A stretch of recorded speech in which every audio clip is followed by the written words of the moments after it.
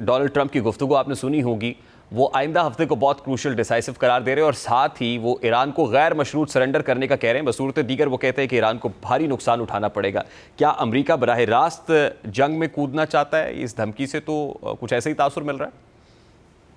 بسم اللہ الرحمن الرحیم۔ امریکہ یہ کوشش بھی کر کے دیکھ لے، یہ پہلی دفعہ دھمکی نہیں ہے، ماضی کے اندر متعدد دھمکیاں وہ دے چکے ہیں۔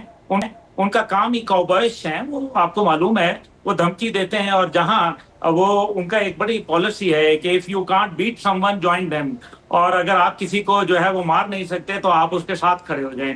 اس لیے پہلی بات تو یہ ہے۔ دوسری بات یہ ہے کہ وہ دھمکی کس بات کے اوپر دے رہے ہیں؟ کیا IAEA نے جو ہے ان کے خلاف ایران کی رپورٹ دی ہے؟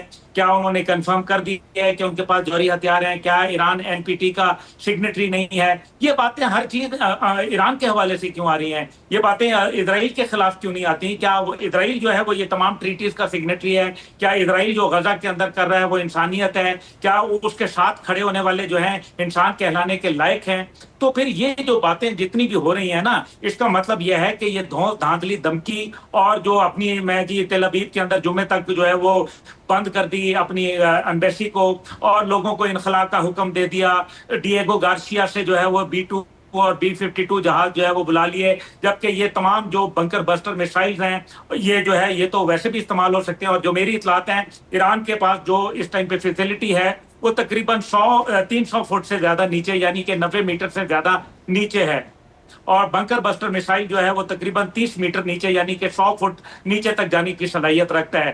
تو وہ مقصد یہ ہے کہ ایران جو ہے وہ اس ٹائم پہ اسرائیل کو اس نے ایک ایسا سبق سکھایا ہے جو اسرائیل کا جو جتنا بھی وہ بھرم تھا نا دنیا کے سامنے، اس کی کلی کھل گئی ہے، اور پتہ چل گیا ہے کہ یہ نہ انبیٹیبل ہے، نہ یہ انٹچیبل ہے، اور عبداللہ گل صاحب پہلے 60 روز کا الٹیمیٹم دیا تھا امریکی صدر نے، اب وہ اگلے ہفتے کی بات کر رہے ہیں۔ یہ معاملہ کہاں جا کے کچھ تھمتا ہوا نظر آ رہا ہے آپ کو؟ ڈپلومیٹک فرنٹ کے اوپر ہونے والی کوششوں کا کیا ہوا؟ دیکھیں، ڈپلومیٹک فرنٹ کے اوپر تو ایران کے ساتھ دنیا کھڑی ہو رہی ہے آہستہ آہستہ۔ آپ دیکھیں 21 ممالک وہ جس میں پاکستان بھی شامل ہے، اور ظاہر ہے کچھ عرب ممالک جن کے ان کے ساتھ سیاسی مسائل بھی تھے، سفارتی بھی تھے، اور علاقائی بھی تھے، اور ان کے جو ہے مسلکی مسائل بھی تھے۔ اس کے باوجود وہ ممالک جو ہیں آرٹیکل 51 یونائٹڈ نیشن کے چارٹر کی بات کر رہے ہیں کہ اسرائیل پر حملہ کرنے کا ایران کا حق حاصل ہے یونائٹڈ نیشن چارٹر کے تحت۔ یہ بڑی بات ہے۔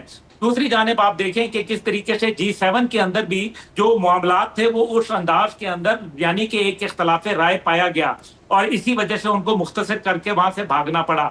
تیسری چیز جو اس کے اندر ہے وہ یہ ہے کہ یہ جو سعودی عرب کو فون کر رہے ہیں، یہ جو ڈونلڈ ٹرمپ جو ہے وہ فون کر رہے ہیں قطر کے شیخ تمیمی کو، اور اسی طریقے سے دیگر کو، وہ کیوں کر رہے ہیں؟ کیا ایران نے ان کو کہا ہے؟ تو ایران نے تو نہیں کہا، تو پھر کس نے کہا ہے؟ اسرائیل نے کہا ہے۔ اسرائیل کی جو ہے نا وہ چیخیں اتنی بلند ہوئی ہیں عبداللہ گل صاحب، here I have to wind it up here, sir.